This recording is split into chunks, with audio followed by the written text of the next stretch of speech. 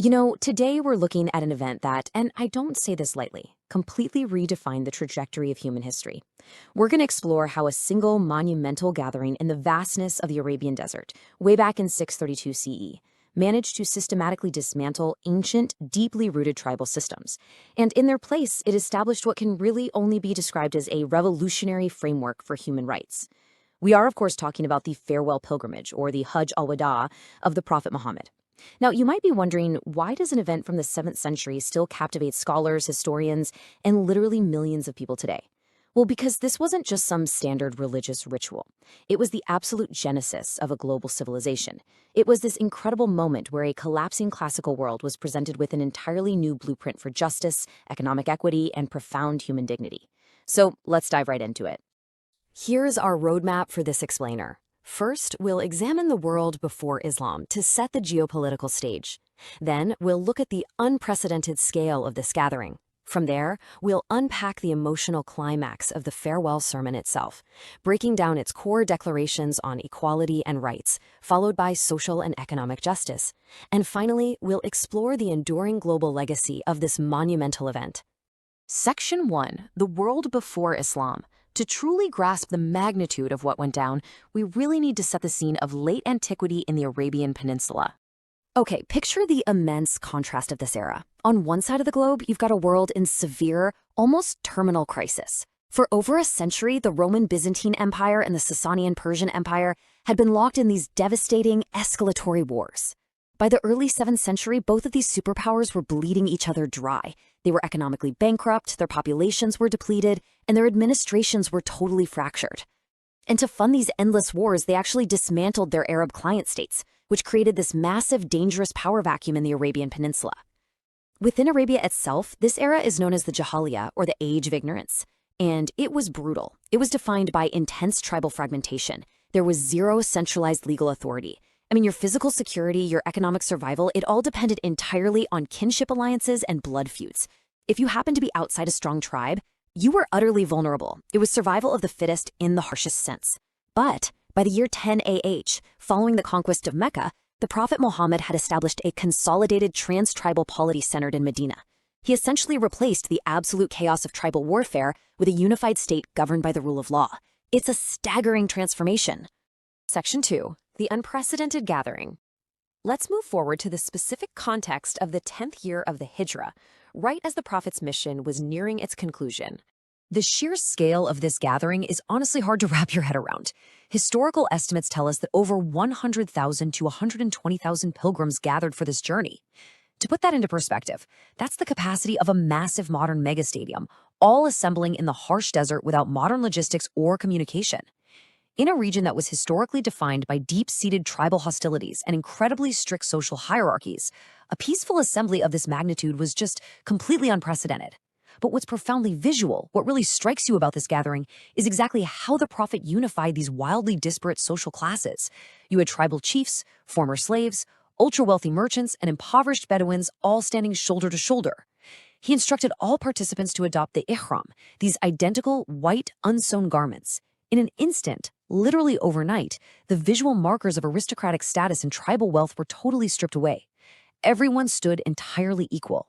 It's like a visual reset button for society. So, what exactly was the Hojjat al-Wada? Well, it translates to the farewell pilgrimage, performed in 10 AH or 632 CE. It's deeply significant because it marks the Prophet's final Hajj. He utilized this massive captive audience to solidify a permanent legal and social framework that would guide the entire post-prophetic era. And here's a really fascinating historical detail.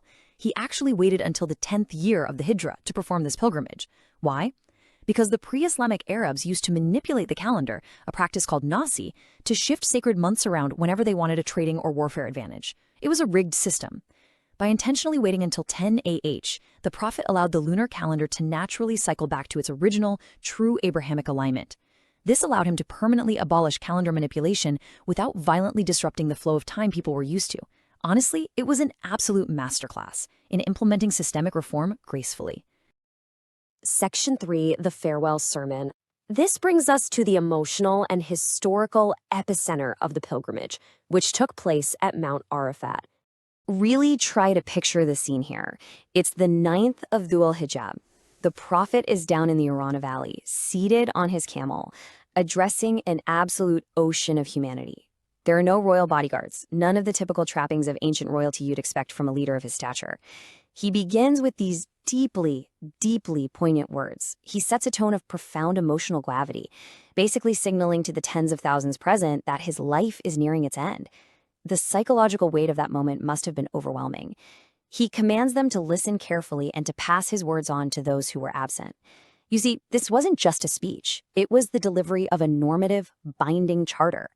Every single listener in that valley was deputized as a messenger to carry this ethical vision forward to future generations. And right there, speaking from the back of his camel, he systematically crushed the oppressive institutions of the ancient world, under his feet. I mean, literally, he used the phrasing that these practices were under his feet. He explicitly dismantled the core systemic injustices of the Jahiliyyah. He abolished thar, those brutal intergenerational blood feuds that kept tribes trapped in endless cycles of vengeance.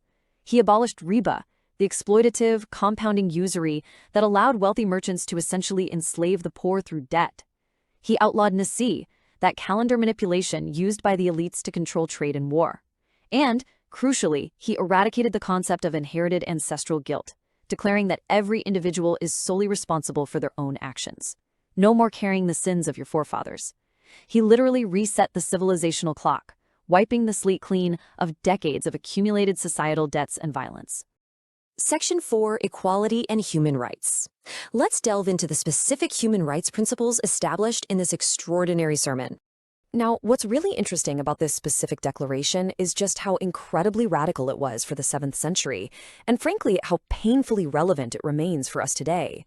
Remember, we are talking about a world where empires were built entirely on the assumption of racial, ethnic, and genealogical superiority. Bloodline was everything.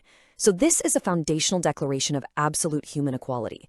By tracing all of humanity back to a single origin, Adam, and ultimately just dust, the Prophet completely invalidated any claim to ethnic supremacy. He stripped away all that ancestral nobility and replaced it with a strict ethical meritocracy. Think about that. The only thing that elevates one human being over another is their moral character, their righteousness, and their piety. It was a complete paradigm shift. When we look at how this built a completely new society, the shift is just staggering. Before this, under the old tribal custom, your life was only as valuable as your tribe's ability to exact revenge. If your tribe was weak, you were fair game. The Prophet reformed this by declaring individual life and property as sacred and inviolable as the holy month and the holy city themselves. He effectively centralized justice and put a hard stop to private vigilante vengeance. But even more revolutionary was the reform in women's rights. In the pre-Islamic era, women were largely treated as inheritable chattel, property, devoid of legal or economic autonomy. This sermon radically reframed women's rights, establishing women as rights-bearing individuals. Marriage was completely redefined. It was no longer a transaction of ownership. It was elevated to a sacred trust from God, built on mutual reciprocity, kindness, and absolutely guaranteed financial protection. Section 5, Social and Economic Justice. The sermon certainly didn't stop at individual rights. It shifted its focus to profound economic and societal reforms. It's really fascinating that modern academic research increasingly recognizes the Farewell Sermon as one of the very first international documents safeguarding human rights. I mean, we're talking centuries before the Magna Carta, centuries before the United Nations declarations. This sermon laid out a comprehensive, holistic framework that addressed the rights of the individual, the family, the society, and the state. And the beauty of it is that it wasn't just abstract feel-good philosophy. It provided actionable, legal imperatives to protect the vulnerable and ensure economic equity across an entire civilization. It was built to be implemented. So the crucial point here is exactly how these reforms were implemented. Look, it's one thing to declare an end to economic exploitation in a speech. It is a whole other thing to actually enforce it. The pre-Islamic financial system relied heavily on compounding interest, which obviously concentrated wealth into the hands of a few elites and forced many ordinary people into crushing debt bondage. When the Prophet abolished usury, he didn't just target his political enemies or rival tribes, he targeted his own family. He explicitly canceled the massive interest owed to his own uncle, Abbas ibn Abdul Muttalib. By leading by example and starting right there with his own bloodline, he demonstrated that this new economic law was absolute, it was universal, and it was entirely immune to corruption or nepotism. No one was above the law. And this economic reform was tied directly to a massive social restructuring.